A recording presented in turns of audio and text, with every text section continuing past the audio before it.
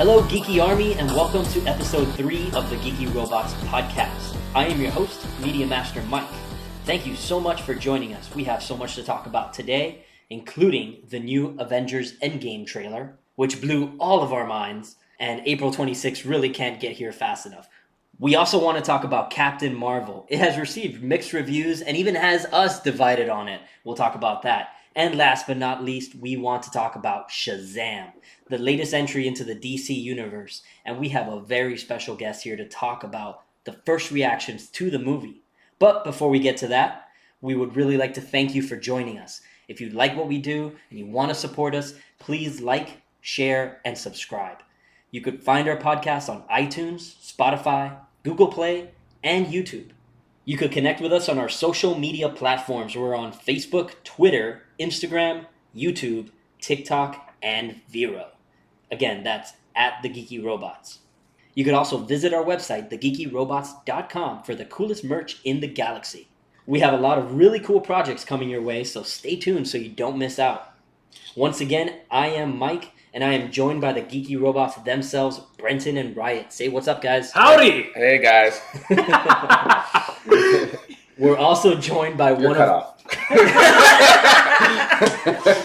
Oh, God. We are also joined by one of our lovely fembots, Maui. Maui, say hi to the people. Yo, what's up? And now on to our special guest. Cue the Stone Cold Steve Austin glass break music. We are joined by Eddie Lagares. Eddie is an influencer, actor, cosplayer. Did I leave anything out there? You're good for now. He's also a ninja. He's also a ninja. Oh, yeah, he's a ninja. Yeah. Don't mess with him. Eddie, let the Geeky Army know where they can find you and your awesome content. All right, you guys can find me at Eduardo_Lagares, pretty much anywhere, even on Vero. But on Vero, in order to get verified, I had to put my full name. So on Vero, it's Eduardo Javier Lagares Garcia. I know it's very Hispanic. It's very Hispanic. Yeah. Very Hispanic. I'm working Oh my gosh. I'm working on just going back to Eduardo Lagares. So. But for all of you out there, you can just refer to me as Eddie. All right. Thank you, Eddie. Do you have any upcoming or current projects that you want to talk to us about? Well, right now, thanks to my friends here at the Geeky Robots, I'm working on a bunch of projects to kind of further my cosplay. And it's been having a lot of impact on social media. I didn't realize I was ever going to get into cosplay. And so I've been having a blast, getting to know new friends, working side by side with the Geeky Robots, promoting their stuff, wearing their awesome gear that they send me. But for the most part, I'm also working on other passions like acting, modeling, and stuff like that. Other stuff I'm keeping on the hush-hush, but... Nice. Okay. Aside from that, I'm working on a lot of fun stuff to put out there on Instagram. So what got you into cosplay? Funny you ask. So I was actually working an event that I did with the Marlins. So the Florida SuperCon, they invited the Marlins to, I guess, have a table there. And I found it super strange because, what are the Marlins going to be doing at Florida SuperCon? Next thing I know, I was like, well, I have a Red Hood helmet and a Red Hood jacket, so Nice. let me just put it on and see how that goes. Next thing I know, I'm taking a bunch of pictures with people. I fell in love with it. People came up to me, hey, what's your Instagram handle? And I kind of I was like, wow, this is a very friendly way of life, So I think that's how I got into cosplay. Nice. We've seen your Spider-Man cosplay.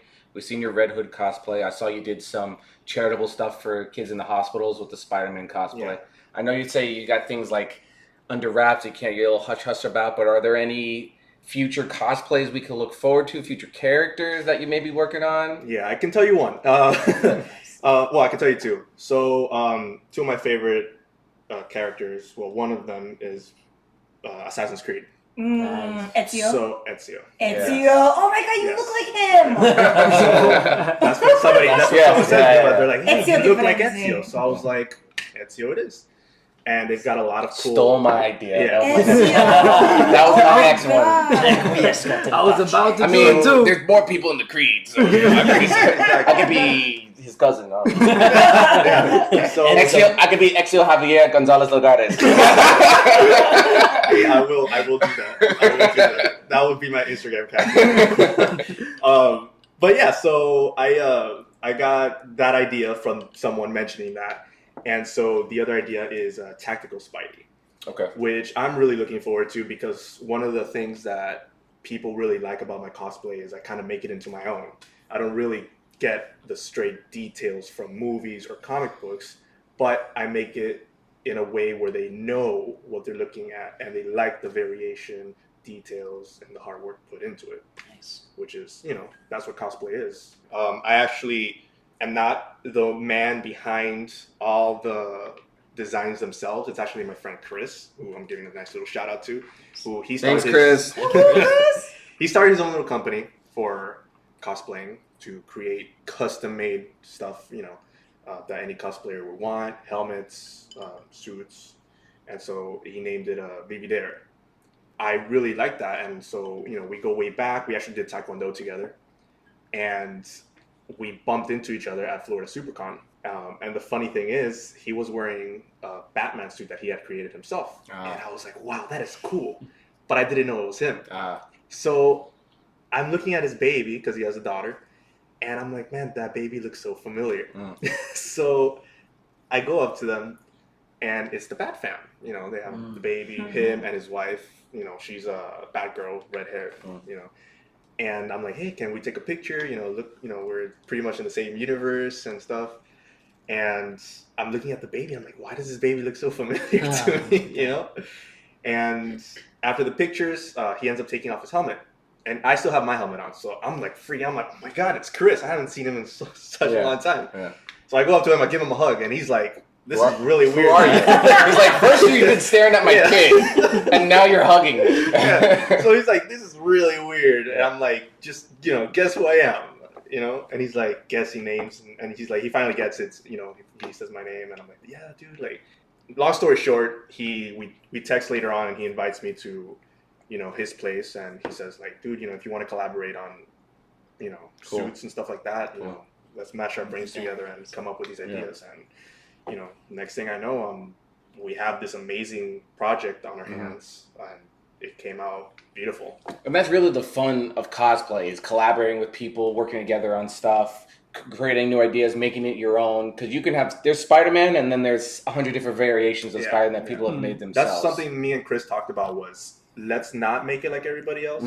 Let's make it like our own variation, because people appreciate that more. So. And what was his handle? So we're all about supporting small businesses because we know where we come from. All right, so Chris's Instagram handle, little business, is Vividere Cosplay. So that's Vividire Cosplay. If you're looking to get into cosplay, you're not really sure what to do, this is maybe somebody that you can get in touch with to help you out and get your feet on the ground. It's a great way to start because not only are you putting something into commission for yourself and for your first cosplay, but you also get to work hand in hand with Chris, who will help you envision what you want into real life.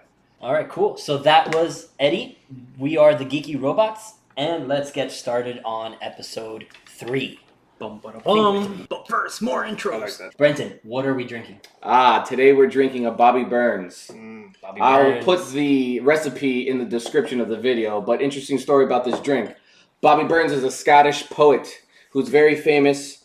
In Scotland, every year on January 25th, they drink a drink in his remembrance. We all know him, but we don't know we know him.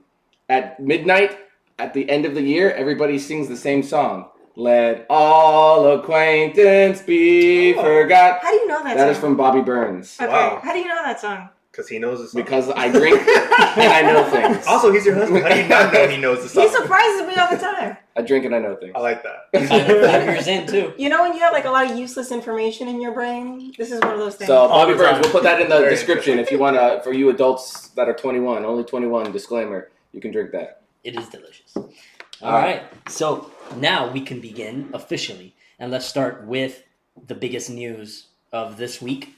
That's the Endgame trailer that just dropped. And our minds were blown. Oh, yeah. Only this movie can give me zero information and make me so hyped. Like, there's nothing really that this trailer shows us, but it still makes me super hyped. And I think there's a lot of foretelling, but also a lot of symbolism. There's a lot of symbolism in this trailer. Look, honestly, with the trailer, one of the things off the bat that I found that just blew my mind was seeing Iron Man back, Tony Stark, back on Earth, wearing the quantum realm suit. How many times did you have to watch it to catch Like that he was 6 there? times. You had to tell me Tony is back on Earth, and I was like, no, he's not. That's Hawkeye. Yeah, that's Hawkeye. Yeah. And then you're like, no, look at it again.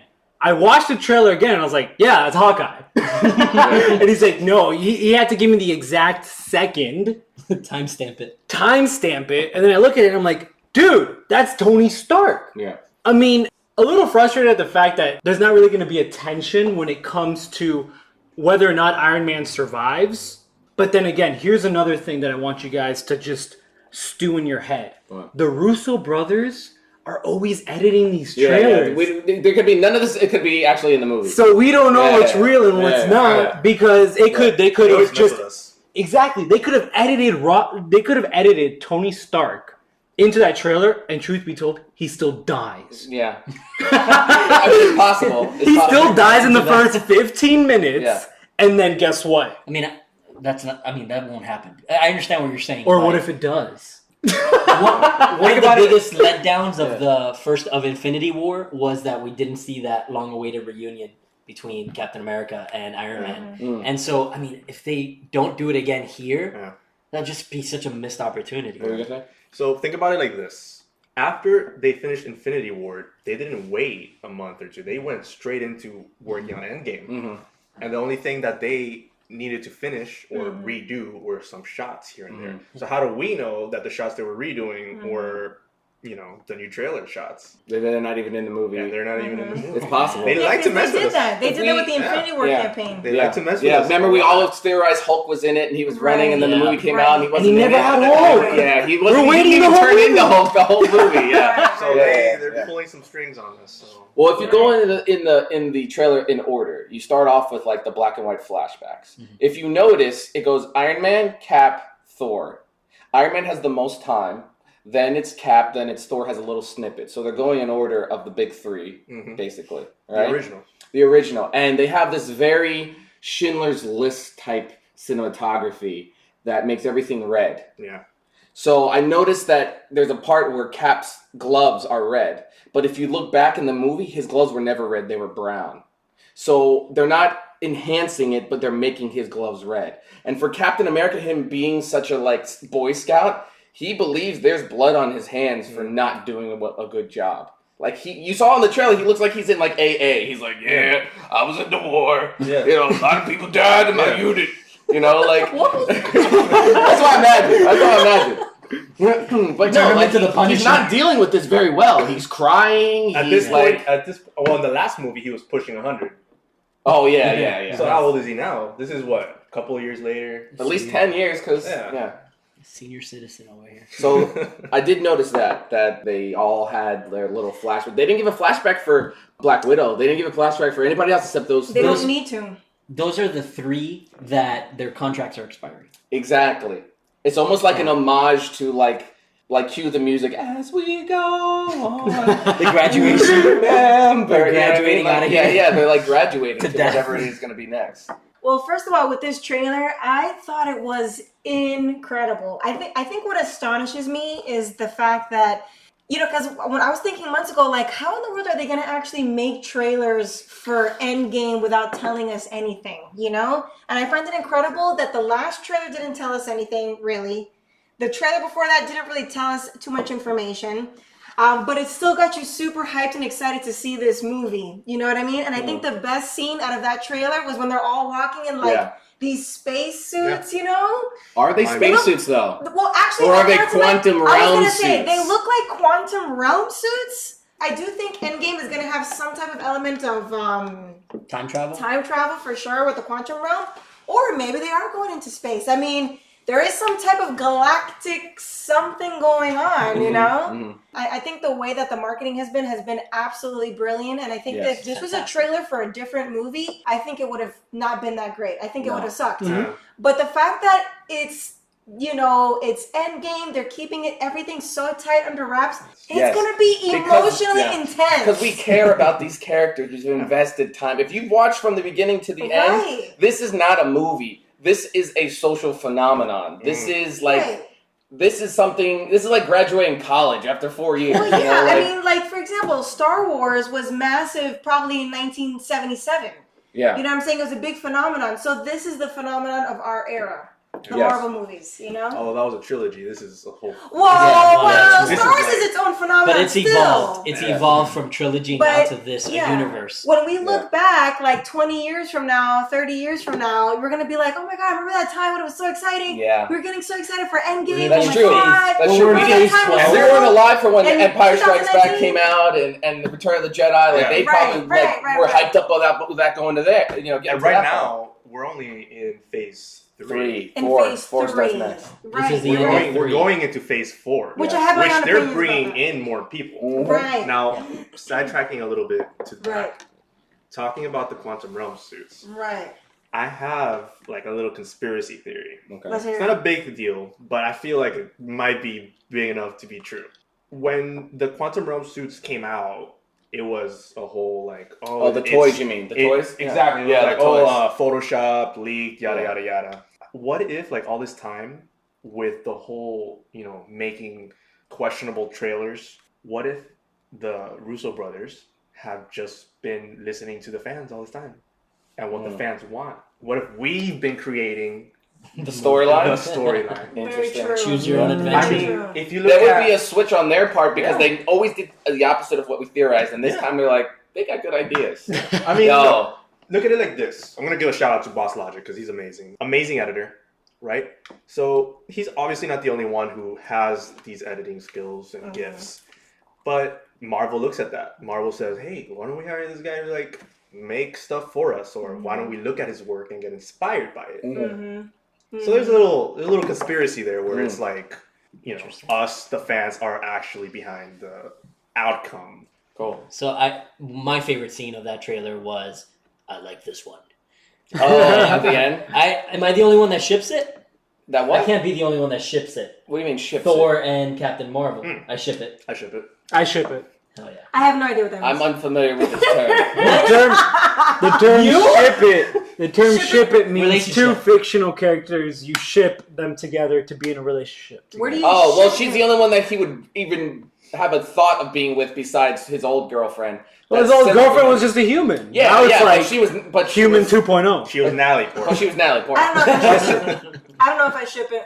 You don't know if you ship it? I don't know if I ship it. Okay, well, regardless, Yeah, I but think, that's but I pretty think that's a sheepish. little bit of a ploy on Marvel's side to be like, well, Thor agrees with it. You should like Captain Marvel too. I mean, we haven't gotten to the Captain Marvel discussion yet, but wait, back to this trailer. Really back to the pushing trailer. it. Back to this trailer. So if you notice, Black Widow's hair changes like 6 times in this trailer. Yes. Yes. Yeah. And I think that is time skipping. In the sense that maybe there isn't one big battle. Maybe there's multiple I hope attempts to try to fix this I problem. hope so. And they keep failing. And they keep go failing and they- trying, and yes. months go by, and nothing's happening, and that's why Fate. Captain America's like, I don't know if I'm gonna do it if this doesn't Yeah. work. I think, they go into the battle probably within the first 15 minutes of the movie. They're in the battle trying to get it. Correct. They probably get it with Ant-Man. And Ant-Man's like, hey, Well- there's a quantum realm. We could go back in time and this Correct. and that. They go and boom, they die. Because everyone remembers Doctor Strange's words. The fact that he went through all these millions of different Scenarios. scenarios and they only succeeded in one. So what are the odds of them trying to go in and failing? And they Yeah. keep failing and keep failing. And these are all the different scenarios that Doctor Strange went through. It's possible, yeah. Because I still believe that Doctor Strange left the time stone somewhere for them to find. Because remember, the time stone can be moved around time. So you don't know if he got Yeah, the time but stone. the gauntlet would have never worked if the stone wasn't in The time stone was there, but remember, the time stone transcends time. So during that period of time, the time stone could have been with Thanos. But in the future, he could have transdisposed the time stone into the Transpose, is that a future. word? Is that a word? Transpose. It is now. It is now. I'm actually Cheers pretty to sure. transpose. Hey, listen. Transpose. Transpose. Webster 2020. Yeah, I Transpose. envisioned that as you said it. Like I transdisposed. I'm It gonna seems like a transdispose. word. Great though. Transdisposed. sounds legit. seems It's our like a newest word. sci-fi. Bill Tyson's going to be using it soon. Exactly. The alien transdisposed. So it's So possible. he moved the time stone into future time, and guess what? All these guys are sitting around just grieving, and time stone's just right there. Gonna make. Yeah. I don't know. They're so shocked when they see Ant-Man. They're like, oh my God, this guy's alive. I feel like so much has gone by that they're hopeless at that point. Don't trust that trailer. Don't trust that. I'm trusting it. Don't trust that that's a sequential. Trusting it. So, because let's put the scenario that they have to track down the Time Stones. I mean, the Infinity Stones. Thank you. They have to track down the Infinity Stones. There's one stone that somebody's gonna have to die to get. Yep. If they want to get the Soul Stone back, somebody will have to die. And I could see it being Cap, so that Bucky taking over, Bucky taking over as Captain America, and Cap sacrificing himself to get the Soul Stone. And he back. says, "Let me get one last dance," and then uses a Time Stone to go back. See He's calling Peggy, this Time Stone thing. see Peggy and dance with her, We and talked then about that. dies. He just wants. And then dies. Oh my God. You know, and Tell me that wouldn't break your It's all heart. about the happy ending. Tell me that wouldn't break your You heart. know what? He's like, all I want is that last dance with Peggy. Dances with her, goes back forward in time. Wasn't and that sacrifices his life. Medium I Mike? don't know. Didn't Medium Mike say Bro, that last tell me that podcast? wouldn't break your heart. I You know did. what? Didn't Medium We've Mike been say over that the last theories. podcast? I don't know, but I'm repeating it. Yeah, he actually said it. I don't think I'd be able to Nothing. drive back home. No, I'd be in tears. I'd just cry in my car. I wouldn't be able to watch the I rest have of the to movie. clean the theater around my tears. I'll just stay there until the next day. To build with that theory, I heard a theory just like that one, but like a little bit more with that. What if, in line with the Time Stone, like nobody dies, but Steve Rogers decides to go back in time and to be with Peggy and to stay with her back in time, and he gets his happy ending, but then Bucky's in the present time and he takes over as Captain America. Well, which that's I thought possible. was That way you interesting. That's what you can Now- call That's one of the it. prevailing theories. Yeah. What about the theory of Ant-Man jumping into Thanos' butthole and expanding? I want to explore that theory. That might be on the deleted scenes. Who's the villain in this movie? Because we assume it's Thanos. It could not be. It's true. But it might be somebody else as well. It could or not be. something else. One thing that I Who's the noticed, main villain? You don't even see the villain in the trailer. you don't even see because Thanos right now through it's the movie. a trailer about them trying to fix everything. Yes. Right. That's what the trailer's about. What if Is that- trying right. to fix things. But that's not the real. Because this They would never be showed- the they never perfect- showed Thanos. Yeah. They never showed Thanos. This would be the you perfect know? time for Marvel to set up the next baddie. Right. Like Which introducing I- the new baddie. Like an Yeah. Maybe Galactus. they fix the world.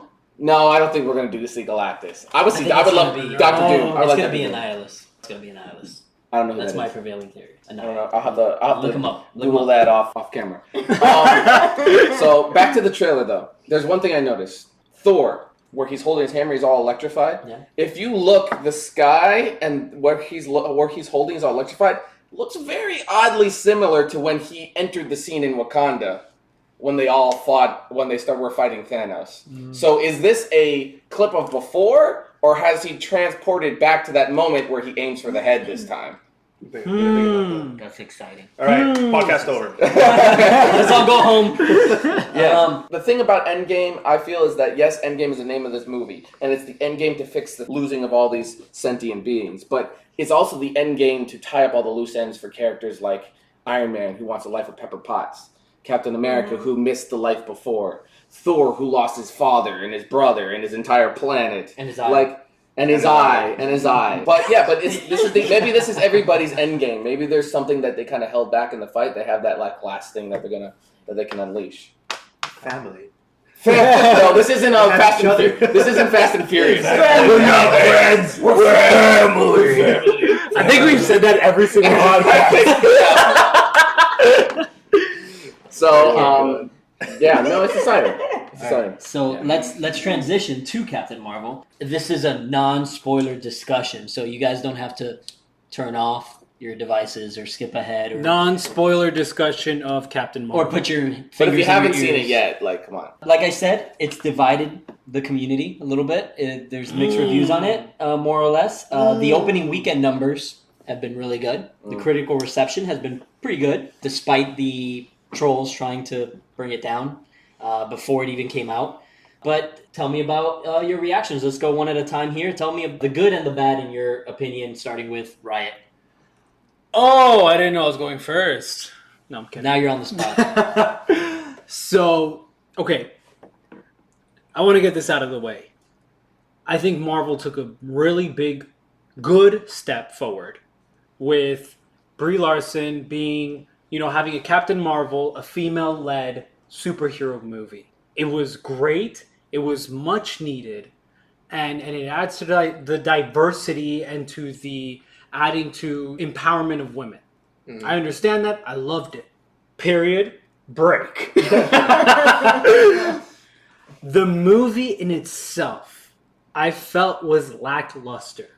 Whether it was the storyline, the fight sequences, the overall ensemble of what was the narrative, I left the theater wanting a little bit more. This isn't the only Marvel movie that's left me that way. Okay. Homecoming, I felt that way. Okay. Yeah.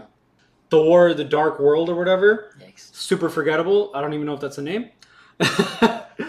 Ant-Man 1. I left Ant-Man 1 was great. It was different though. That was fantastic. It was surprisingly good. I walked out of that theater and I was like, kind of boring. What? Yeah, kind of boring.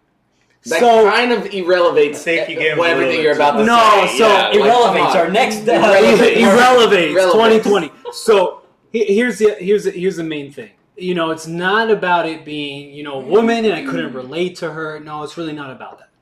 It really is about the fact that I felt that Marvel has gotten the formula down to what a good superhero movie is, but the audience has as well. So when the audience sits down and they see the formula, they go, I recognize this. And when they walk away, they say they played it safe. And that's how I felt with Captain Marvel. And maybe it's because it was a milestone. Maybe it was because it was this new stepping stone of a woman, female-led movie that they played it safe to not risk it. But that's how I felt. Okay? And there's other points too, but I'll let other people bounce off of it. All right, all who vote to... Kick him off the island. Let me put out your candle right here. Here you go. Put out your candle. I won't kick you out. Thank you. So, first of all, let me applaud Marvel in the sense that they spent 60, 80, however many $1 million they spent to create a movie for an origin of a character just so we can have background on a character a month before a movie comes out where she'll probably go ham. You will never see that in the DC universe. So let me applaud them for spending that much money to make a movie so we have background on somebody so we at least care about what happens to them in the big blockbuster that's to come. That's all it was for you? Huh? That's all it was? It was a stepping stone for me. It was them making a movie to say, hey, let's tell you about this character real quick so that way when she comes out, you're like, I don't care what happens to her because I don't know who she is. I mean, at the end of Infinity War, we were all wondering, like, where the hell has Captain Marvel been? Yeah, exactly. What so in the now world we have been doing? Now we kind of have that idea. Why was she up there the whole time? Why does she still have a beeper? You know, what's up with that? You know, so I think I agree. They took a step in the right direction, especially for female antagonists. Like that. So, and I personally am one to watch the movies for connection stories, to connect the stories and enjoy the ride, but. I didn't enjoy it, but I liked the movie. You know, it's a good movie. I liked it too. It's not a great movie. Yeah, it's a background movie in the end of the day. Correct. You know, some background movies are better than others. Yeah. Exactly. It's gonna in history. It's gonna be overshadowed by Endgame. Yeah. In the long run. Yes. And we're gonna forget. Oh, that's right. It came out that. But year. it's a necessary movie. It was necessary, and that's what I feel. Kind of this movie was. Is you've ever watched a TV series where a character that was a B side character is gonna, plays a major role in like an arc or something. Major arc. Mm-hmm. So then they have one episode dedicated to their background, who they are, like what they do, like Karen's story in Daredevil. Exactly. Exactly. So that's how I felt Captain Marvel was. I kind of sat down and just watched sort of this filler, quote unquote, episode. Great episode, good episode. On who this character is, what their background story is, their origin and everything, just so they could be like, hey, everybody, guess what? This is Captain Marvel. These are her powers. This is what she does. Correct. All right, Endgame, go. Exactly. That's exactly how I felt. Exactly. No, that's fine, but I found it still to be enjoyable. Without getting into spoilers, I liked her exploring her powers and coming into them. I liked the effects of how they de-aged Nick Fury or Samuel L. Jackson. Yeah. It did not look creepy at all. It didn't look even like it didn't even look CG at all. No, it didn't. I liked Ben Mendelsohn's performance without giving away too much there. Nick Fury or Samuel L. Jackson was awesome. I just call him Nick Fury now. That's all he I is. know. Just call him Nick Fury. Yeah, he's Nick Fury. Now, that leads me to, and I want to ask Maui first, that leads me into Brie Larson's portrayal. Because I thought she did a good job. I thought she did better than I expected her to be. You know, she had mentioned in interviews, she even mentioned in interviews that she had to overcome a lot of that stoicism in her expression. She had to do work with an expression coach to help her look cooler. And so everyone, you know, I still hear that people still think she was very stoic and whatnot, but I think that she took a step forward than what she usually does. And she came into her own on this character. It was quirky. It was full of 90s references that I enjoyed personally growing up in the 90s. So, I mean, I thought her portrayal was good, better than I expected it to be. Was it Oscar winning? No. But she is an Oscar winner. So the people that tell me, oh, she's a bad actress, I don't like her for this. She's not a bad actress. She's an Oscar award-winning actress. The first lead Marvel superhero who has won an Oscar for lead actor. So that's just my 2 cents. But Maui, I know you have a bit of a different opinion. As people, the audience, The Vox Populi. yeah, whatever. The problem is that we have been spoiled. We have been spoiled because for the most part in the Marvel Cinematic Universe, most movies that have come out have superseded itself and got a little better and a little better and not a little better. And I think we've been so spoiled to the point that we expect that the next movie that's going to come out should change our life That's and true. blow You're our right about minds. You know what I'm saying? It's the expectation. And unfortunately, not every movie is going to be a Civil War. Not every movie is going to be an Infinity War. Not every movie is going to be an Iron Man 1. The thing is that this movie was supposed to be a response to the Wonder Woman movie from the DCEU. It's supposed to be a response, or is that just what the audience has done? Or maybe that's what the audience expected, you know? But the studios understood that also, you know? There was a lot going in on this movie because of the fact that there was so much comparison to Wonder Woman. Now, I'm not trying to compare the DCEU exactly to the MCU. I like the DCEU and I like the MCU. I love Wonder Woman and I love all female characters and all that. But the thing is that this movie, I just felt so, like I saw the whole movie and then when it finished, I just felt so incredibly uninspired. When the credits were rolling, I just felt so incredibly uninspired and I was trying to figure out what it was. And I just think that I felt, when I saw the end of Wonder Woman, the way that I felt about the character, I wanted to be Wonder Woman. Like, I know that sounds so corny, but I wanted to be Wonder Woman. I could relate to Wonder Woman. Wonder Woman had a vulnerability. You didn't feel that, even though she was really strong, she was vulnerable. She questioned herself. It was a fish out of water story. But with the Captain Marvel character, I kind of just still felt like I didn't care about her. What did you think of her portrayal about confidence? I have a statement here. His name is on Instagram is Pajaro de Jesus. Okay. And in real life, it's Victor. Victor, shout out to you. So he says that she portrayed a lot of confidence. You know, Karen Danvers in the comics was the same. I do think that she displayed a lot of confidence. And that I really liked. I actually really liked that she displayed a lot of confidence. But here's the thing. Even though she displayed so much confidence, I didn't think she was relatable. Okay. Wonder Woman, incredibly powerful, but she was very vulnerable. She felt alone. She felt like a fish out of water. She questioned herself. She wasn't perfect. She didn't even know if she was making the right decisions at times. The thing is, Captain Marvel, she was somebody that was like a Mary Sue. I can do everything right. I can do everything perfect. There was no vulnerability. And I couldn't really relate to her. And in regards to Brie Larson, if you've ever seen the movie Room, she won an Academy Award for that movie. She was great in that movie, yeah. And I saw that movie because of her. I didn't even know who she was. I was like, oh, who's this actress? What's this movie about? She was freaking incredible. Yeah. So the acting is not the problem. I think that it's either it's a directing problem, or for Brie Larson being as fantastic as an actress as she is, maybe, dare I say, and I actually feel bad for saying this, maybe she was miscast. I think it's unfair to compare apples to oranges here, just because they're two women superheroes, and that's why we're comparing them. For me, comparing these two and going off of what you said, right?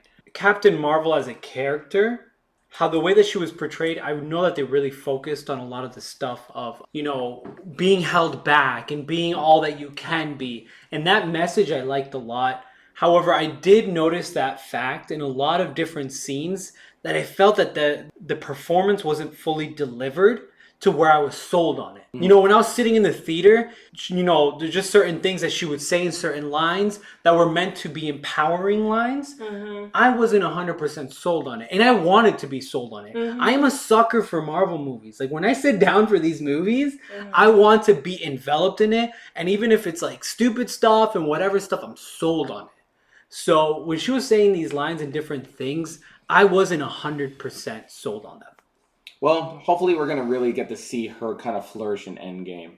Okay, so now we want you to cover your ears or skip ahead a few seconds, a few minutes, because we're going to drop some spoilers for Captain Marvel. Most of you should have already seen the movie by now, but if you haven't, just skip ahead, and if you hear a spoiler, we're so sorry, but here we go. So let's talk about the best moments of this movie. Okay. Some of the best things that we did see. I know that we're a little mixed on it, but okay.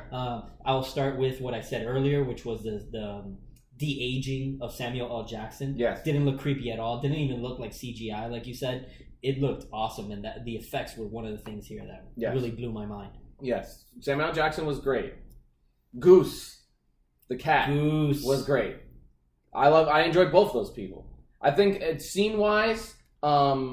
the fighting scene in the beginning where her hands are tied in those steel devices and she has to beat everybody up with that was a fun scene. I enjoyed that. And she yells at one of them. That was he cool. Roars and then she roars back and then she kind of already she had a photon blast through it. Those were fun scenes. But beyond that. Okay, Eddie. Jesus. That's it? That's all you got? Bro, I'm Did you fall asleep after that? Maybe. Mother flirting. So what, you mentioned Goose. Goose is great. Everybody says Goose is great. Everybody says Samuel L. Jackson's great. Goose. One of the best two things are Samuel L. Jackson and Goose. Ben Mendelsohn was awesome. For the 5 minutes he was in the movie. My question is, where's Goose now?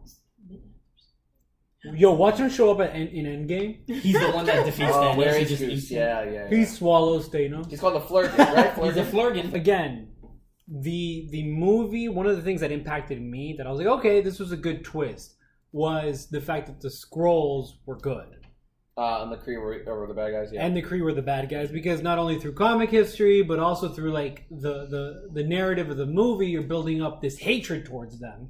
In the first 20 minutes, which is just good directing and good storytelling, you're like, man, these people suck, they're the villains, whatever, you identify them as villains. They look evil. Yeah. They look evil. That's one of the things. Right? And then, about halfway through, they have this switch up. And the fact that they're actually good. They're freaking being held hostage by the Kree, and they're just trying to find a home. And all of a sudden, and I think that was really good storytelling, and that was a very good narrative, because you were able to shift, although honestly, I had about 10 minutes that I had my suspicions. I don't know if anybody else did. But when they first were like, no, we're just trying to find a home, we're trying to find this, I was like, I'm not buying it. Oh, you thought they were lying? Yeah. I was like, I'm not buying it. I can see it. Because I've always been programmed to think that the Skrull are bad. Exactly. Yeah. And so I'm thinking to myself, no, these guys are bad. Like, he's just... And remember, the Kree also said they get into your head.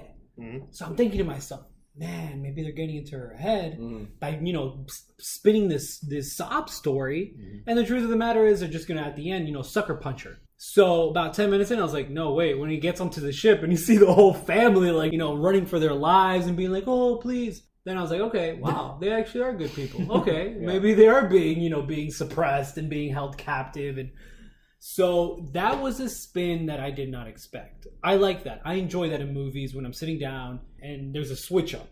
Maui, other than when the movie ended, what was your favorite part of the movie? I thought Jude Law was hot. Okay. Oh, wow. Yeah? He's a snack. Yeah. That was it? He's a snack. Jude Law? Jude Law was pretty cute. I mean, you said that already? What else? I do. Also Jude Law. I do. Yeah, also when Jude Law was in that one scene. No, I do like, I agree with things that you guys have already mentioned. I do like Samuel L. Jackson a lot. Mm-hmm. Wow, you really didn't like this movie. I didn't hate the movie. I think. Yeah. But there wasn't anything but there's nothing that was like, whoa. Yeah, but you know what? What though? Just one thing that I think we all could have appreciated and enjoyed was the 90s lore. Okay, Yeah. but was there enough of it? I don't think there was enough. There was a lot of it. Blockbuster. No, there wasn't. Radio Shack. Okay. You have the Like Top Game Gun. Boy. You have the arcade. It wasn't enough. You have the internet. It You wasn't the enough. birth But a lot of the Wasn't movie didn't enough. feel like they were in the 90s. They were on a farm in the middle of nowhere. They It could have wasn't the literally 90s. been stuck in 2019 in front of a Blockbuster, and I would have bought it. Correct. But there is no Blockbuster. Okay, 2006. But I'm There's one. saying- There's one. I think it's in There's one of the one Dakotas. left. Oregon, In Australia, I actually Which saw Dakota? it. It's in one of the Dakotas. Which Dakota? You It's know the what? one with Mount Rushmore. I really laughed at the part where dial-up came into play. Yes. Yes. That was that great. was funny. I She's like, really, "What's going on?" I enjoyed that. That was a 90s feel. That was funny. Yeah. It just kept loading, and they were waiting. The Like, what's- bands, what's going on? Nirvana, Come As You Are at the end. Yeah. Okay. Wow. There was a lot more. Her 9-inch nail shirt, like All right, so was this one of the best moments or one of the worst moments? Because this is one of the things that I see the most division on. The end from the point where she essentially went Super Saiyan to the end of the movie where Jude Law challenged her to a fight without her powers, and she said, "Nah, I don't need to prove anything to you." From that point, was that to you, in your opinion, one of the best moments or one of the worst moments? Best. Only because the point where, she says, "Oh, I don't have to prove anything to you," coming from a female character, looking back in, how women were raised to be in the kitchen, et cetera, or Be second abuse. fiddle. Exactly. So, instead of being second fiddle, it's telling women like, hey, you don't have to prove anything. I'm all for women's rights. I'm all for all that good stuff, and I think that line was really, I think it went over the heads of a lot of people because they were so focused on the movie, but they didn't realize, oh my God, that's right. Female lead character for Marvel. I don't have to prove anything to you. So right, I see you shaking your head. I think that you wanted just a boxing match between Captain Marvel and. when I go to watch a movie, one of the things, especially in superhero movies, is I want to feel that there is something at stake. I want to feel that the superhero, because they have superpowers, they're already at an advantage. So I want to feel that something is at stake, that there is something that is their weak point, their vulnerability, something that puts me at the edge of my seat. I didn't feel that. The moment she went Super Saiyan, the moment she finished her hypothetical... Super what? Super Saiyan. Super Saiyan? Super Saiyan. Super Please Saiyan. don't edit that No, out. she turned into a Kia. The moment she went Kia Saiyan. Super Yamaha. The hamsters came out. They're like... The moment she went Super Saiyan, Saiyan. Scion sounds Jesus. so much Vegan, better. remember her Jesus from- Christ, you need to watch Saiyan. some anime, bro. Yeah. Okay, Remember her from Scott Pilgrim versus the World? Yeah. She's She's vegan. Her vegan. vegan powers. That's Super what happened. Saiyan. Yes. From the moment that she just goes completely supersonic, There you go. to me, when she finished her hypothetical battle with an artificial intelligence, which to me already felt like there was no stakes, she's like flexing, and depending on how hard she flexes is whether or not she defeats No, this it was AI. It was a mind. It was okay. I'm sorry. But it didn't feel like a mind game. Like, to me, It was a metaphor. It was all no, but metaphor. if you've watched It was a power of her will. She had to. Correct. if you've she had to break watched through. if you've watched Legion, that's a battle of the minds. That's where you go, okay, this is a psychological Because battle that's between telepathy. two people. This was her breaking through. That's why even though these clips may have been irrelevant to the story, it was a metaphor when her dad's telling her she can't play with the boys and she wasn't good for the baseball team. Those are all the people in her life telling her she wasn't good enough. And now she was like, no, I am good enough. If I take this little thing off my neck and remove my hypothetical hindrances or the things that are holding me back, I'm limitless. So it was a metaphor for all women that don't let people or things hold you back. You can be whatever you want to be and as powerful as you want to be if you just let those things go. So I understand the beauty of the metaphor. I didn't feel like there was anything at stake. When she's just battling these people around, the same team, her team, right, that she's been with for the last 6 years, she's just throwing them around like little pieces of bubble gum. I agree. She was too OP at the end. She was OP, and Yeah. I'm thinking to myself, what are the stakes? Yeah. I mean, you have a family bond because you've been with these people for 6 years, but they turned on you like nothing. You turned on them. Mm-hmm. There's no dialogue like, how could you do this? Wait, stand down. You're one of us. There was none of that. It was literally just her battering them around. They're not dying, so okay, they're resilient. Okay. But no, they're not. They're not putting up a fight. They're not, just decking her in the face. She's literally just throwing them around like nothing, and then they get back up, and she throws them around again. She went through that ship like it was tissue paper. And then at the end, she goes through the tissue. At the end, she goes through it, and then Ronan's like, "Oh man, I'm scared. Let's go." I agree with you, but at the same time, I disagree. Only because. Think about it like this. You remember the first time Goku went Super Saiyan? He doesn't. Or in this case, Super Saiyan. Super Saiyan. Well, he was overpowered. I mean, yes, but Frieza still stuck around for 17 more episodes, even though there's 3 minutes till the planet exploded. This is true. He put up a fight. But the point is, when somebody discovers their true power, they put it to good use. Okay, they break through. They evolve. They true. And it's just. All rushing in, and probably this is just that moment in time where it's like, whoa, all this power, let me do this. She probably didn't even know that she could do that. Maybe she probably didn't even realize the potential until like the end of the movie. Or think about it like this: it's Endgame now. It's been a couple of years. You don't know what other villains they're gonna bring out. You don't know if she's been training or not. Yeah, I'm a very firm believer, though, that what makes a good superhero movie is a good villain. And there wasn't no direct villain. This was just a group of people that... it's really... War in itself is really kind of which country do you come from? Because if you're from this country, the other guys are the bad guy. And if you're from that country, the other guys are the bad guy. So this is really just an opinionated battle. She was like, hey, I think these Kree are actually good. And they're like, we disagree, let's fight. So there wasn't like any baddie that I could say, yo, that guy's bad, she needs to defeat him. It was just like they disagreed with her.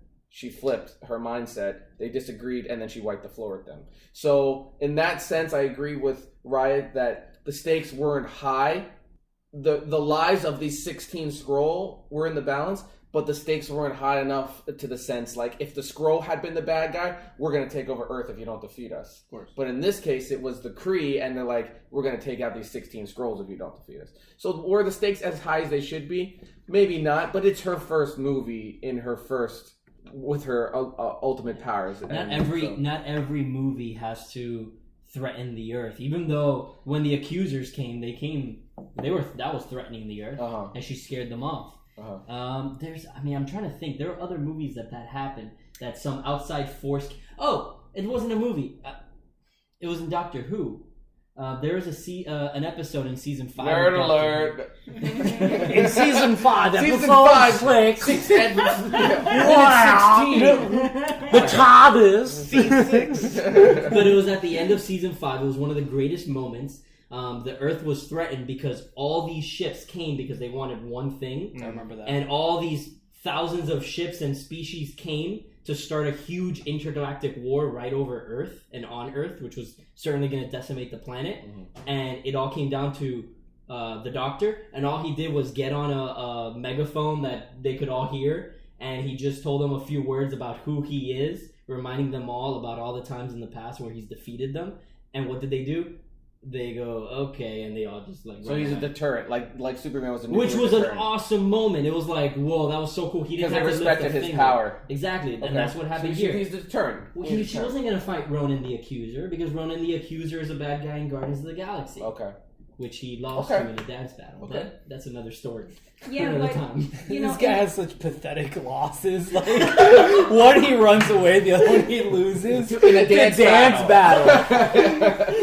More like Ronan the loser. Yeah. But in contrast with that, Doctor Strange, that was an interesting movie because of the fact that you didn't actually get to see his self-actualization of power. He didn't really, yet that movie was still a great introduction to a character we had never seen before. Yeah. Captain Marvel could have been on the same level, at least, of a Doctor Strange movie.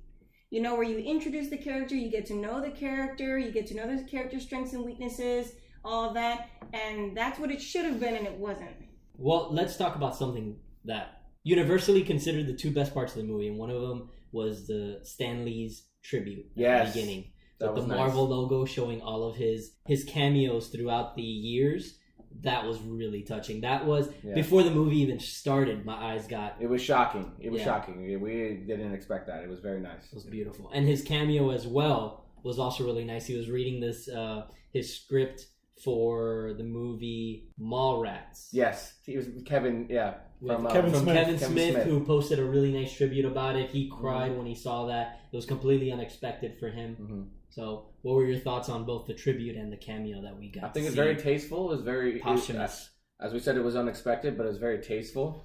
And I did like the script thing because it put him in the Marvel universe, but he was himself in that one. Sometimes he plays the guy in the window or some other guy that's the mailman or whatever. But this movie, he was Stan Lee on a bus reading a script for a movie he would future be in that was made in the 90s. So it was well thought out, that scene. And I felt good when I saw Carol smile at him after they made eye contact. That just felt good because it meant more than just, oh, here's a nice old man, let me smile at him. It meant more than that. It really felt like a tribute. She was breaking to the a fourth legend. wall. Absolutely. I think that was very tastefully done.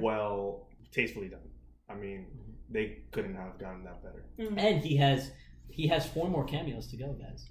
4. Yeah. 4. They filmed everything. Endgame. They filmed everything. He worked his butt off before dying. Endgame. Homecoming. He said, "All right, guys, thanks." And probably other movies. I'm not Homecoming. Far From Home. Endgame. There's 2 more. Endgame. He's Far done From Home. 4. And he's done 4. He's done 4. I didn't know that. Your computer. I just don't know what they are. All right, and the other best part of the movie absolutely was that end credit scene. That was shocking. Oh because my you didn't expect that. You thought maybe there was going to be some sort of element. The Russo brothers filmed that one. They filmed it. They were directly? behind that one. Yeah. Really? Yeah.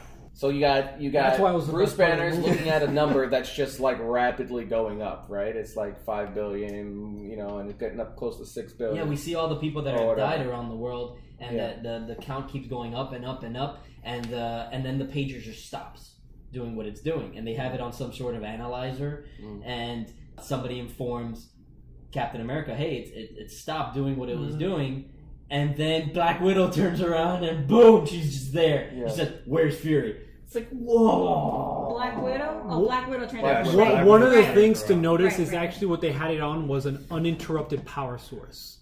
Because what happens is you think about a beeper, and these things only had a few hours of power. Yeah. You have to juice it up. Exactly. So most probably the battery would have died already. So what they did is they hooked it up to an uninterrupted power source to keep the signal going and going and going. And I think they also had a booster on it, so it would boost it.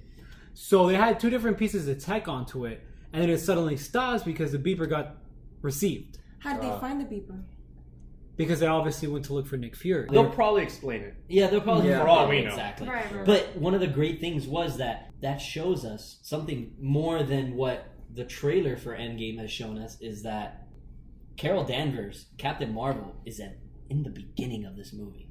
She doesn't show up at the end to help them fight off Thanos. She doesn't show up somewhere in the middle and explain something. She's right at the beginning. She jumps in and says, "Where's Fury?" And I think that was more shocking than and more revealing. Which, going back, is, maybe they did it on purpose to continue, because we have Captain Marvel fresh in our minds. Mm-hmm.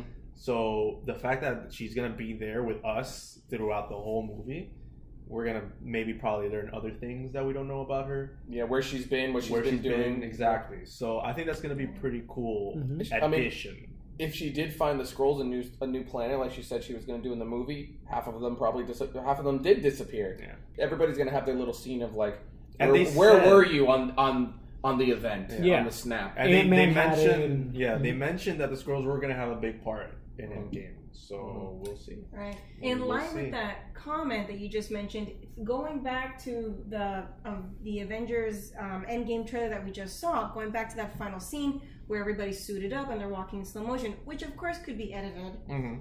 There is no Captain Marvel walking, and Thor is not walking in that either.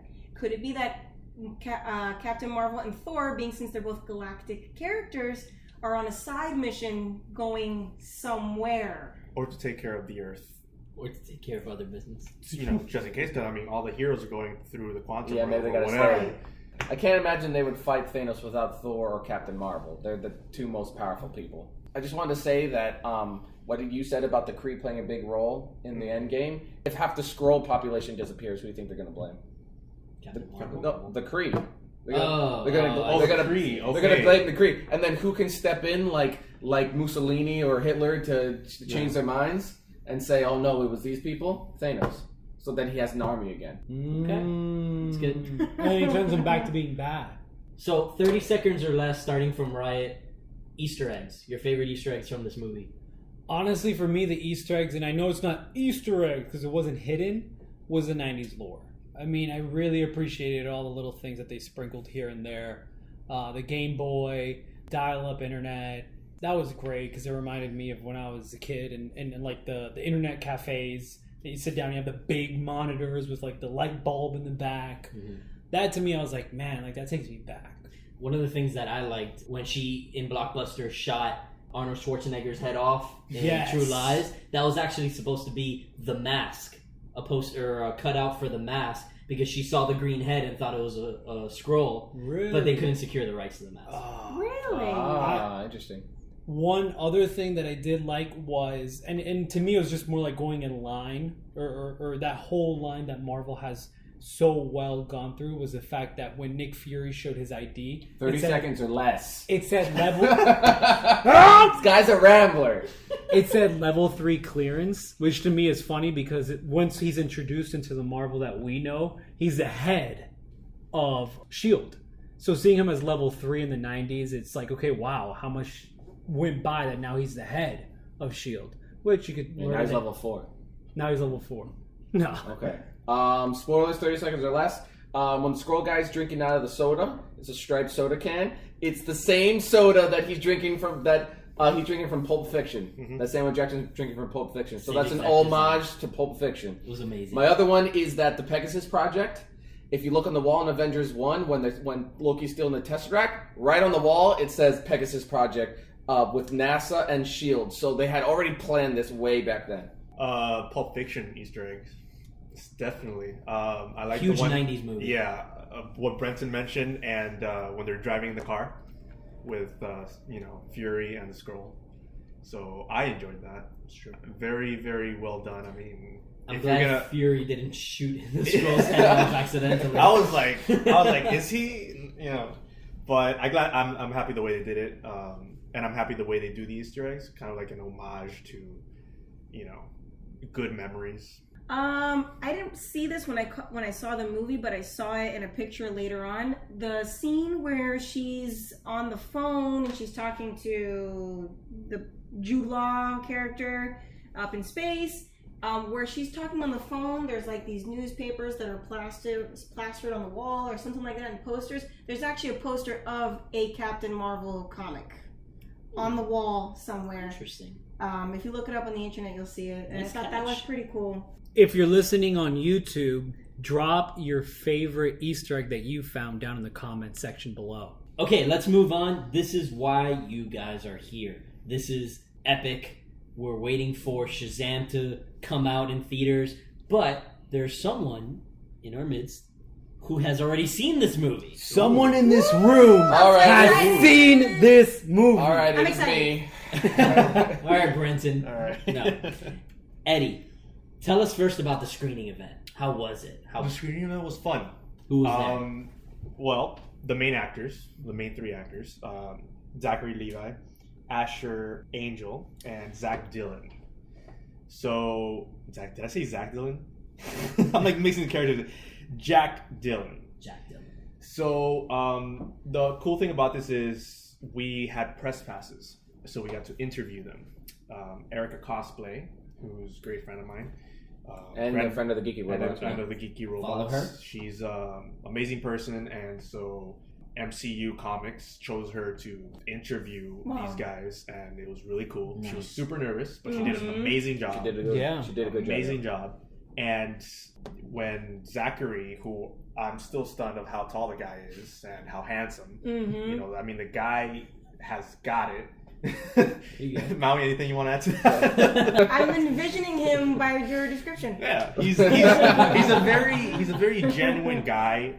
She interviewed him and the boys were so nice and they're so polite, and they take the time to kind of I want to say get to know you, but they at least ask for your name, and then they say, thank you, Erica, or thank you, Josh, or whoever is interviewing them.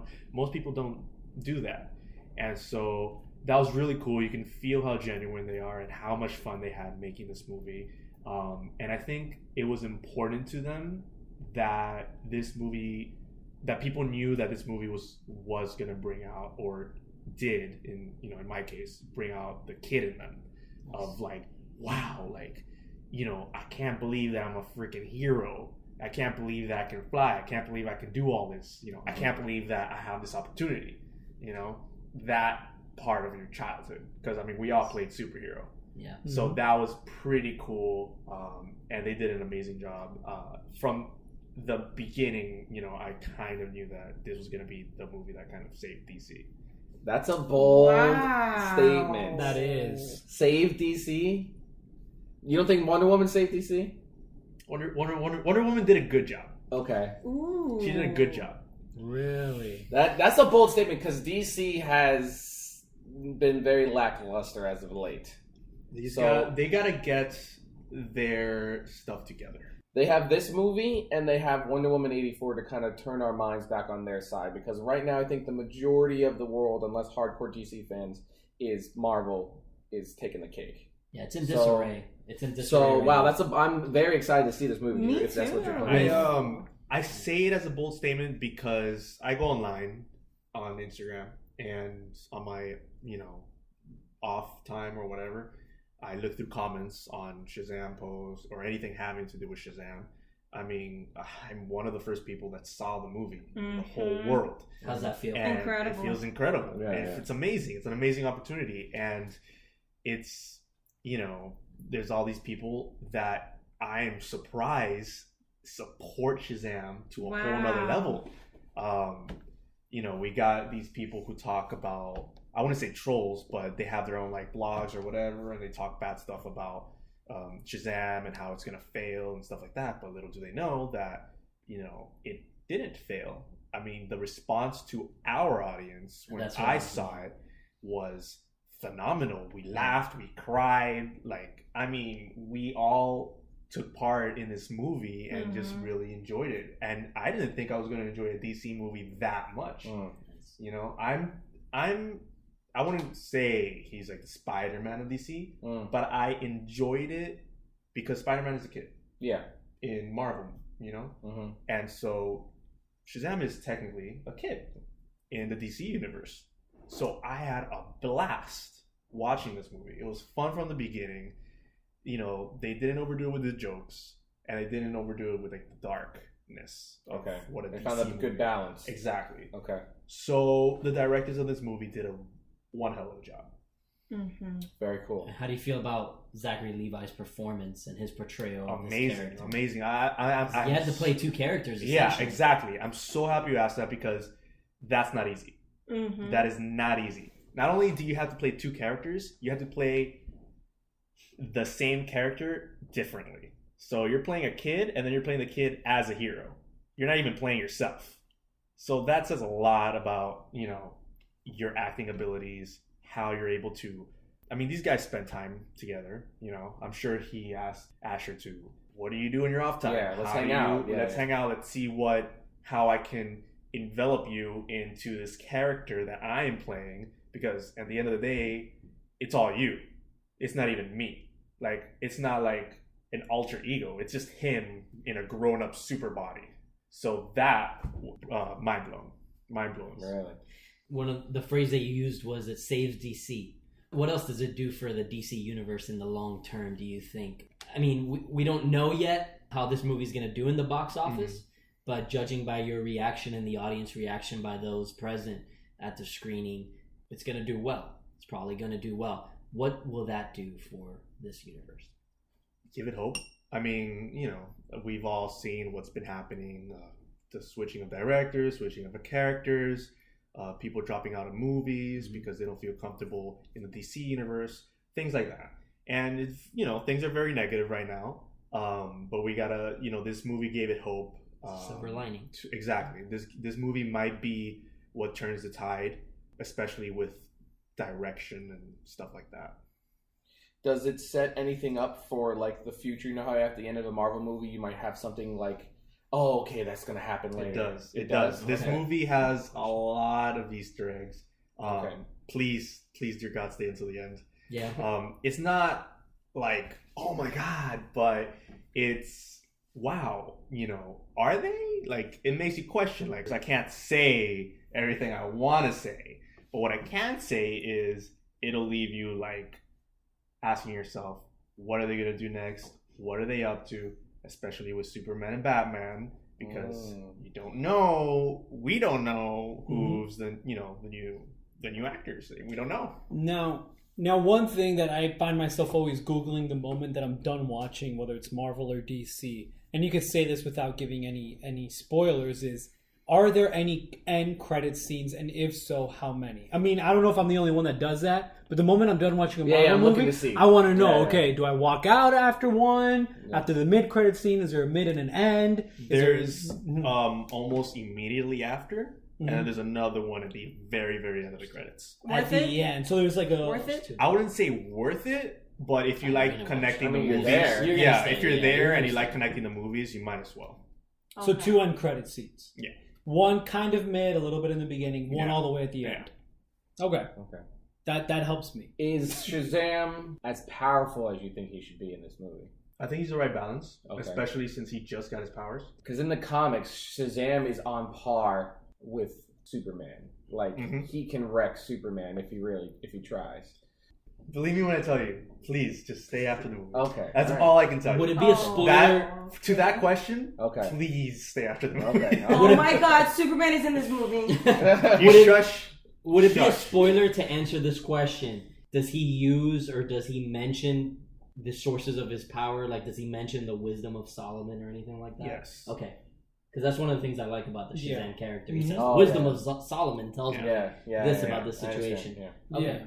So he knows the sources of each of the 7 individual pieces of his power. Pretty much Jack plays a major role in trying to find out. I mean, we've all seen it in the commercials, in the trailers, of trying to find out what his powers are. Like, do you really have the wisdom of Solomon? Do you really have the strength of? Do you really have all these powers? Yeah. They all connect really well. The way they portray the villain, very well done.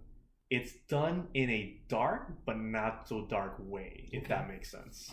Nice, like a good balance. Yeah, because that's in the end of the day, the main characters are kids, so you don't want to show like someone ripping their heads off or getting shot or stuff like that. It's technically a kid movie, but it's DC, so they made it as friendly but dark as possible. I don't know how they found that balance, but they did a good job. That's one of the things that's been missing about the DC movies. That they don't know how much darkness to give it, and then they give it too much darkness or too little darkness. And I mean, it's just been in complete disarray, especially now Ezra Miller is trying to save the upcoming Flash movie because he didn't like the script, and now he's trying to write a different script with Grant Morrison, comic book writer, and pitching that to WB and seeing if they will go for it. So there's a lot of turmoil there, but hopefully our hope is that this movie really changes everyone's perception on DC and sparks some excitement. And honestly, WB should hire you, Eddie, because you really promoted the hell out of this. We're all really excited. I mean, I'm excited. I'm excited. One more thing at the very end of the movie. Well, not the very end, but towards the end.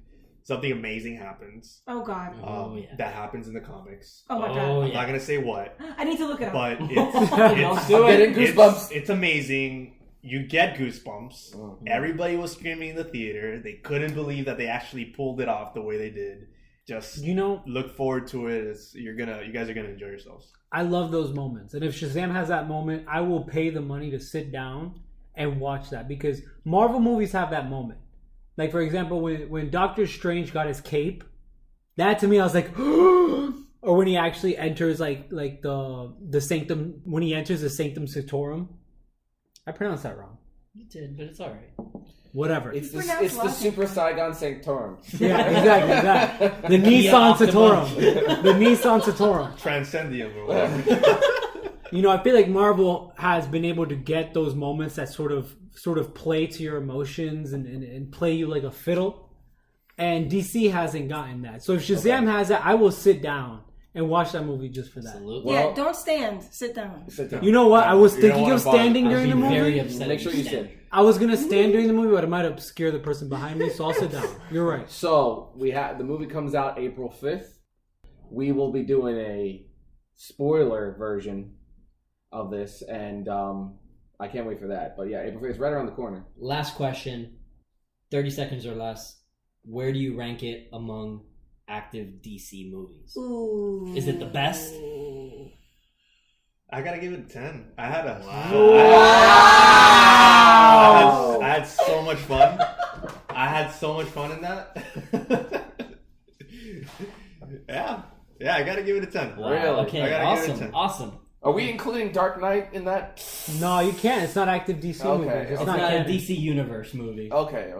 It's not the DCU. Yeah. Mhm. Okay, all right. Oh 10. wow, I'm- fantastic. I'm in. Okay, we can't wait. Before we wrap this up, we usually talk about we do a Mount Rushmore at the end of these podcasts, but I thought we should do a little project instead. And we should start this project because it is March, and as some of you know, March Madness is an NCAA tournament, men's college basketball. Half our viewers are clicking off right now. Oh wait! Don't go. We're gonna do something called Marvel Madness. All right, and what we're doing here is there are 21 MCU movies. I have in my hand a bracket that I hand drew. Look at that! Look at Wow. It looks That's very Use a beautiful. protractor for this. It's very nice. This is going right on the fridge, isn't it? Yeah, Please, oh yes. my god. Put Okay. that- And I have also in my hand the list of all 21 Marvel movies. And this is going to spark some debate. Over the next few podcasts, what I want to do is I want to go round by round. Actually, do a couple rounds per podcast. Yeah, so it's we gonna can take get it done forever. quick. Yeah. Yeah, maybe 2 or 3 rounds per podcast and then come up with a winner. But basically what we're going to do is do a tournament of all MCU movies. There are 21 of them before Endgame comes out, and I want to get this done. So what we're going to do here, yesterday as of the date of this recording was Selection Sunday for March Madness. So this is Selection Monday for Marvel Madness. So we're going to do a little bit of debate, and we're going to put the seeds in. We're going to rank these so that we could set up the brackets for our tournament.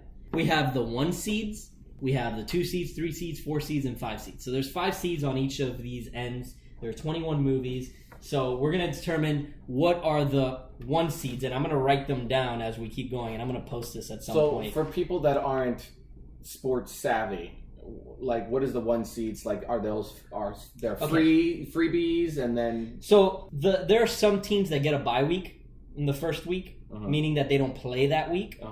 So they've earned that based on their in college basketball, it's their record of the season. In this case, it's movies that have really earned that bye week. There are other movies that need to play that first week because, they haven't earned that. They're the 4 or the 5 seed. They need to prove themselves a little bit more to enter that first preliminary or that first quarterfinal match before the semifinal, then the conference final, and then finally the championship match. So I'm going to go one at a time. We're going to debate a little bit over what deserves to be a 1 seed. Okay, so this is from 1 to 5. That's the ranking that we're giving it. You got to keep a lot of things into account. You got to keep into account the overall enjoyment of this movie, the villain, the power of the villain, the acting and the fight scenes, impact in the whole MCU, overall feel of the movie, how you walk away. Mouthfeel. For anybody that doesn't watch Brooklyn Nine-Nine, this would be super obscure. Mouthfeel. The mouthfeel. You gotta. Okay. So, all right. So Iron Man. So I'm telling you what seed I think it should be on. Yeah. 1, 2, 3, 4, or 5. Wait, which one's the worst one? Which one's the best? 5 is the worst. 1. That's how you gotta tell me. Okay. So Iron Man started it all. 1. I would put it in 2. like a 2. A 2? Everyone agrees with 2? 2. Okay, I'm gonna put a 2 right next to it. Okay. All right. The Incredible Hulk with Edward Norton. 5. It's great. It's a good movie. But it's 5. a 5. Yeah. 5. You give it a 5? That thing is so forgettable. People don't even remember it's part of the MCU. What? All right. Iron Man 2. 3. No, that's a 5 also. 4. 4. Iron Man 2? 4. Iron Man 2. You remember that? I liked That's with Iron the Man. I liked right? it. No, that's No, the third that's one. That's 3. 2 is where he fights Whiplash. Yeah, that's right. And he has the briefcase suit. Yeah. It was so long ago 3. now. 3. I put it in 3. It was a good movie. I liked it. I would put it a 4, but I'm putting it a 3. Thor. 4. Thor 3. You only have a few threes. The first Thor, 2. I like Thor. We're talking. Okay, but I like the first Thor. Generally, majority rules here. 5. You said Thor 1 was a 5? 5, really? Thor 2 is a 5. I give it a 3. Okay, 3. I give it a 4, just because I know there's other ones that deserve to be higher. Eddie? All right, fine. 4. I'm gonna have to go with 4. 4 it is. Captain America, the first Avenger. A 1. Mm-hmm. A 2. What? 2. Number 1? No. It's like a 2. A 2. A 2. A 2? A 2. I would give it a 3. The first Avenger? 3. No. That was really Winter good, Soldier man. and Civil War are so far superior to 1 that it does not. That the first one does I not don't deserve know, to be a 2. man. When that man, like, his story about how he was, like, kept getting back Yes, up. but Winter And Soldier. when he came out with that big Civil old War. chest, I don't know. His he was awesome. motivational like stuff on YouTube, like people like edited that. I don't know, man. So what do you think, a 2? I say 2. I don't know. I'm pushing towards 3. I'm pushing towards 3 or 4. Alright, fine, 3. 3? 3. It's 3 against 2. So Yeah, so Let's do fine, that put it to as We're doing a 3. 3. But All you right. all suck. The Avengers. That's a 1. One. That's a 1 seed? That's a One. 1. Arguably one of the best comic book movies of all time. Yeah. Iron Man 3. 5. I mean, Are we I mean, agreeing on 5 for that one? 5. We're agreeing on 5 for that Iron one? Man 3 is a 5. I forgot all about Iron Man 3. Yeah. Here's another potential 5. Thor: The Dark World. 5. That's a 5. That's a 6. 5. Yeah, that's a. That's a 5. It was I thought rough. it was better than the first one. That one and Iron Man 3. So bad. Back to back, too. Yeah. Yeah. Came out And the back to funny back. thing is, I didn't even see these 2 movies. No, You didn't see them? No. at all. You didn't mean. And I don't guess feel you like I didn't missed either. much. No, No, you you didn't. didn't. They had no impact. Except Natalie Portman. Yeah. She wasn't. Oh, yeah, she Eh. was the second one. Yeah. And Gwyneth Paltrow turning into some sort of fire demon. Captain America: The Winter Soldier. 1. One. That's a 1. 2. That's a 1. One. That Explain is yourself. fantastic. How many ones It did was you really do? good, but I feel like I want to save my 1s for something else. 5 ones? Okay. How I'll give it a 1. How many are we at? We only have 2 ones right now, so, Okay, so okay. yeah. Exactly. So you're good with To the me, 1. Civil War is 1. Civil So- War. I agree. I might give it. So that's why I I'm might give leaving Winter a Soldier 2. Because a 2. we still haven't talked about Guardians of the Galaxy. Like, come on, like there's a lot of ones in there. Mm-hmm. Yeah. I would Winter give Captain Soldier America is- 2. The Winter Soldier No. is a political thriller. It's one of the best comic Yes. book But dude, movies I've ever listen, seen. the dynamic of Yeah. heroes and the synopsis and, So it's and, 3 and, against The and one? emotional impact say is 2 big on also? that one too. I say 2 Or 1. This is what, for the Winter Soldier? for the Winter No, Soldier. yeah, Winter Soldier. We're going from 1 to 2? 1 or 2. It is a great movie. I want to make it a 1, but it's there up to are you? so many other ones exactly, Yeah. you have to that pick it deserve right. the spot. Yeah, It yeah. should be a It's 2. definitely one of them, honestly. It should be a 2. I'm just saying. No. But up it to is you, Eddie. fantastic. Majority? It's up to Eddie. Wait. No, we're already at 3 Wait, or who's, 2. Who's at 2? Who's at 2? I'll do it 2. Oh, Yeah. But it is We're up. fantastic. Yeah, It's had to be Yeah, majority. I cannot Okay. believe It that. is That's an upset. fantastic. Yeah. though. It's That's an fantastic. upset. Guardians of the Galaxy. Guardians of the one. Galaxy. That's a 1. 2. That's a 1. It was pretty funny. 2. It was pretty good. It was fun. Guardians of the Galaxy I is a gotta 1. say 1. You're telling me Guardians of the Galaxy was better than Black Panther? Yeah. We haven't gotten to that yet. But that's what I'm saying. You gotta leave them. In You gotta think ahead. enjoyableness, yeah. Was it better than Infinity War? They brought, Absolutely not, but I'm saving the 1s for that. They brought the That's classic, why you're giving it a 1. They okay. brought, look, How many think ones about it do like you this. have? Think about it like No, hold this. on. They brought the classic songs back. That's what I'm saying. They Look. integrated that. Everything Yeah. but from the soundtrack to the comedy, Yeah. the dynamic. The of impact the on the Marvel universe was big in that It was movie. shocking. How many? Yes.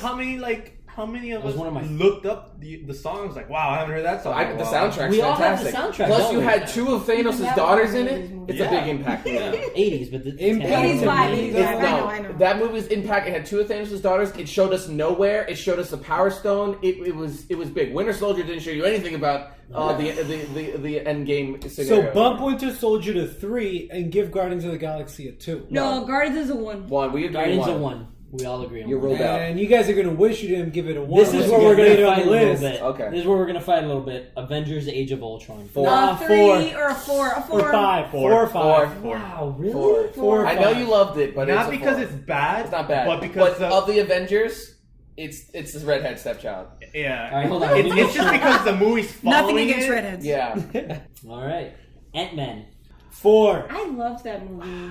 I give it a 3. 3. It's a 3 though. It's a Yeah, three. It doesn't contend with some of the big Yeah. hitters, Right. but it's a 3. I would give It's it a not 3. top tier, but it's good. Yeah. It's not T. 3. Honestly, it's like any movie that has an Infinity Stone in it is higher than the 3. Yeah. Basically.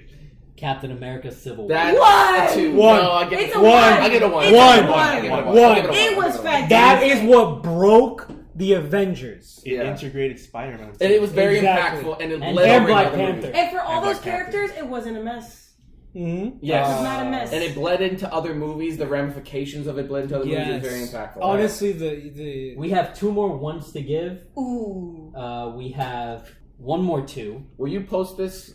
Yeah. A picture of this on the YouTube? Or Yeah, with wherever my so really that- great drawing. Yeah. Absolutely. So people can see this. Or maybe you should doctor it on the computer to make it look nice. make a Vizio, bro. Yeah. Doctor Strange. 1. No, it's not a For one. me, it was a 1. Three. One of my favorite is 3. what? It's Yeah, another three. It had an Infinity Stone. You It was just said fantastic. 3. Anything with an Infinity Stone is above a 3. Yeah, but I feel like they Yeah. focus way too much on like. It's a graphic good movie. design. Don't get me wrong. It's a great movie. It's the a great effects movie, of but- that movie were But we amazing. still But have to it's a talk three. about Ragnarok, Avengers: Infinity War. There's Guys. only 2 ones left, and I'm not giving it to Guys, Doctor hold Strange. on. Earth, We hold can't on, give it a honestly. 3. There's too many We have threes. no more 3s. Ooh. Told y'all gonna Okay, regret here are it. Hold on. Here are the other 3s. Okay. Ant-Man, the first Captain America, Bone Batman 2-4. and Yes. Iron Man 2. What I Oh, said. Batman's 4. Yes. And Ant-Man's a Batman 4. 4 and Yeah. give Captain America a 3. Then I have to. You mean Doctor Strange a 3? Yes, I keep doing that, bro. Okay, so- bump Doctor Strange to a 3 and Ant-Man to a 4. Yes. Doctor Strange should be a So 1. we can't give any more 4s. We can't give any more 3s. We haven't given a lot of 5s. Then why won't you give it 2? Oh, I'm ready for 5s. Why don't We've you given 3 5s. We're about to give another 5, I think. Okay. Guardians of the Galaxy 2. Guardians good of the movie, Galaxy 5. 2. But I give it a 5. If I had to choose between giving it a 1 or a 2, It's a 5. It's a 5. we can't give any more 4s. We can, but we It's could a 5. drop another one or raise What are my it. 4s think- right now? I think we might have to go with a 5 on that one. I have to go with a 5. In the 5. grand scheme of what's coming, I have Not to. because it was bad, but because it was Its kind of like a impact. backstory. Yes. It wasn't memorable. It was like It's exactly. a good movie, but it had no impact. It was more of a backstory than correct. anything. Yes. Okay, we can only give one more 5. Ah. Okay? Spider-Man Homecoming. 5. No. No. Get out of here. Well, what's left? 4s? 3s? I give it a 4 then, because again, Just tell me what you give it, and then we'll 4, work 4. things out. 4. 4. Spider-Man Homecoming? Spider-Man Homecoming. I'd give it higher than that. I give it a. I give it a 3. We can't Do get we 3s. still have You 3s? said No, you we have don't. But we could work things out. No, this is initial. Okay, well, remember this is Spider-Man: Homecoming, and it was pretty good.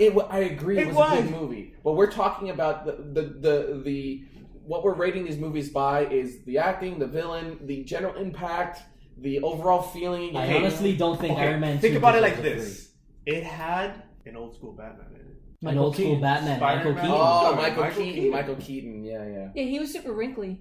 He did look a little old. He's still an old Yo. school Batman. No, he straight up needed moisturizer on that face. Oh man! Yo, don't. Are you don't, saying No, that the villain no, should be beautiful? No, this is not an old problem. This is I was stuck in the sun for too long problem. leave Michael Keaton alone? I still love him though. I still love him. Well, he was a construction worker. In real life? I don't know if that. Oh, no, in the like movie, a in the movie. movie. in real life. All right. No, he was Wait. Batman in And real he life. did go through like a lot of crap. I mean, you got like Spider-Man: like, Homecoming. oh, If for the sake of argument, if we have to knock down Iron Man 2 to a 4, I would give Spider-Man a 3. That is correct. How about you Okay. make them both 4s and give me another 3 for something No, else? because you're about to get conflicted by these next movies coming up here. Yeah. Okay, so Spider-Man Homecoming. What's our consensus on that? I would give it a 3. yeah. Give Iron Man And 2 a 5, and then put Spider-Man Homecoming a 3. I Yeah. agree. Okay. I agree. Okay. Everyone agrees on that? Okay. 'Cause I don't See, that's the remember thing. Iron You, Man 2 either. it's like you think about the movie while you're talking about it, then the next movie comes, you're like, oh yeah, that movie was better. Like you have to, That's what I'm saying. You can't hand out the ones to anyone. because like Thor Ragnarok is like 1-2 level. To me, it's 2. Doctor it's a Strange 2. to me was It's a better. 2. I don't know. To No, me, Thor Doctor Ragnarok Strange was so It was good, fun. It was the so one for fun, me. but Doctor So- Strange was such a cool movie. Okay. Honestly, the effects, They had Led and it was so Zeppelin in it. different. Ragnarok had Led Yeah, Zeppelin no, in it. Ragnarok was way more different than. No, It at had the more end, they're effects. superheroes. Ragnarok had more Huh? effects. They're superheroes. The reason I want to give it a 1 is because it proves that I was right that they were going to bring the Hawk. They Oh, so brought the it's You're Hawk. biased. You're biased. They okay. brought the Hawk back so hard. I mean, these guys. So Thor Ragnarok, I think, deserves a 1. Yeah. I think it deserves a 1 too. It revamped an entire character that people were already tired of. That's why I would give it a 1. Yes. Because it honestly did redeem a core. 2 character. characters. Yeah. So, Yeah. Hulk And Hulk. also. And Hulk. It redeemed 2 characters And Hulk. in that movie. It gave you an And Loki. awesome villain. Well, Yes. everyone loved Yeah. Loki, Yeah. but they just made him love him awesome more. villains. That's right. Technically That's speaking. right. That's Yeah. right. Technically speaking. Yeah. They killed Odin in that movie. He lost his planet. He broke his hammer. A lot of stuff happened in that movie. Black Panther. 2. One. Have we said Infinity War yet? How many ones do we have left? One more one. Yeah, that Yeah, 2. is not hold Okay, up to it's Infinity It's War. a 2. Oh, I like Black Panther. Is there any other one that you'd like to drop? Guardians of the Galaxy, Civil War, No. Ragnarok, No. the Solid right now. Avengers? No, You can't. And Avengers Infinity. that's a 1. That's a 1. That's We all blanket agree 1. on that. 1. If I could give it a 0, I'd give it a 0. Just let it win at the end. Here's one that we may drop to a 4 or 5 and bump one up. Ant-Man and the Wasp. Ant-Man and the Wasp is... Another 5. Maybe a 4. We have no more 4s or 5s? We don't have 4s. We do have We're out of 5s? 2, 3. No, Ant-Man was better than... We're out of 5s, but we could pick one up. No, honestly, Ant-Man and the Wasp was better than Ant-Man. Captain You think Marvel so? 5. You know, there's a lot that happened in Ant-Man and the Wasp that it's like blinking, you miss it. Yep. And I think it's going to play a bigger impact later on. With the quantum... With the quantum realm. There's a scene in that movie where they're flying the quantum realm, and if you look real quick, if you miss it, there's a whole city Civilization, yeah. That's right. in the Within the quantum quantum realm. I realm. didn't catch that. It's got buildings and a dome around it and everything. Yep. Which may play a part in the Endgame. So I would It give says it... don't get sucked into a Right. time vortex, so there's time vortexes in the quantum realm. I would give definitely Ant-Man and the Wasp is better than the Ant-Man. Wherever we put it on the rank, it needs to be higher. Ant-Man's better. Nah. The villain was an exact clone of who he is. It was just It boring. was fine. That's every villain in the... Yeah, but that one was boring. I would give these two... If we had more 4s, then 4 out of 5. these two are 4s. Ant-Man 4, Captain Marvel 5. Done. Oh, we have 2 more 4s. Okay. Okay, so Okay. yeah, give it a 4. Ant-Man, the Wasp, and Captain Marvel. Captain Marvel's a 5. Yeah. Not a chance. Yeah. In the grand scheme of these, I would say so. It is a 5. We saw her powers Doesn't matter. that will be on display that make Okay. us think, wow, So, she's can you gonna make this a kick 4? Yeah, Thanos'. All right, so Ant-Man and the Wasp is next. 4. Is that a 4? I'll give it a 4. Okay, so we're giving that a 4. Okay, so we have 1 4 left is really the only thing, and we have Captain Marvel. We have to give it to Captain Marvel then. 4. Or put Hulk for 4, Captain Marvel for 5. No. Captain Marvel wasn't that bad. It wasn't that bad. No. Nah, Here are the 5s. Here are the 5s. And tell me if any of these you think are better than Captain Marvel. Hulk. No. Iron Man 2. No. Guardians of the Galaxy 2 was better than Captain Marvel. Iron Switch that out. Ooh, that Iron is Man- true. Iron Man 3. Uh-huh. Switch that out. Hold on. Iron Man 3. Thor the Dark World. Guardians of the Galaxy 2. Okay, Guardians of the Galaxy 2 is Switch better it. than Captain Marvel. Yes, it is. So I would switch those. Captain Marvel's a 5 and Guardians of the Galaxy 2 is a 4. I don't agree with that. Hey, listen, it's a tough game out I there. don't agree. The only thing I remember from Guardians of the Galaxy 2 is, I'm Mary Poppins, y'all. That's it. And that was Yeah, enough. but in general... The villain was a planet, dude. Like, the villain was That's a planet. stupid. It explains Peter Quill's origin, the Which- fact that he's half Which planet. backstory was better? Quill which being half backstory planet. better? Actually, Captain Marvel's backstory is probably Yeah, better. it was. Yeah. Well, we gotta think about it in that sense. Yeah, no, it's right. It's right. And when it comes to impact... But the which one had a better film, villain? Ego wasn't a great villain either. He was Yeah, a he terrible was. It villain. was his father. No! Yeah, but it was just a giant planet. It was a That's planet. amazing. They made a planet of villain. That's awesome. He's We've been going by majority here. So who thinks that Captain Marvel should be a 4? Okay, so that's already there. That's it. okay. That's 3 I'm versus with 2. you, Alright. Miguel. So, Right. All right. so we're going to keep this going. And you're going to hear this throughout the next few podcasts. You're going to see the matchups, how they're seeded. And it's going to be really exciting. It's going to be really fun. We're going to argue a lot. Some friendships will be broken. Somebody may get stabbed. Yeah, stay tuned to find out. You never know. So I want you to, if you're on YouTube, you're listening on YouTube, please put in the comment how you rank the Marvel movies and how wrong Riot is. No, I'm just kidding. And how you think we're right or wrong on this. We want to see you do that, and we're going to debate these in each coming episode until we find a clear-cut winner. And it's going to be fun. It's going to be Marvel Madness. It's going to be better than March Madness. And we're so very excited to get that to you, as well as other projects that we have going. Thank you for listening. We want to thank our special guest, Eddie. Eddie, thank you for joining us on this adventure. Thank you for having me. Absolutely. You're welcome anytime into the Geeky Robots studio. And we want to thank you for enduring all this time. I think Riot has a special message for you for making it this far. Yeah, honestly, if you've heard up to now, I want to give you a little gift. Whether you're subscribing, commenting, liking, disliking, arguing, punching your friend, whatever it is you're doing. If you've listened this far, go ahead to the geekyrobots.com, get whatever you want, and get a discount code. The discount code is going to be GeekCast. That's all one word. It's going to be 20% off. Enjoy, have fun, stay geeky. Also, don't forget to like, share, and subscribe. Leave a comment on YouTube. And you can find us at The Geeky Robots, Twitter, Instagram, Facebook. You can find us on Vero.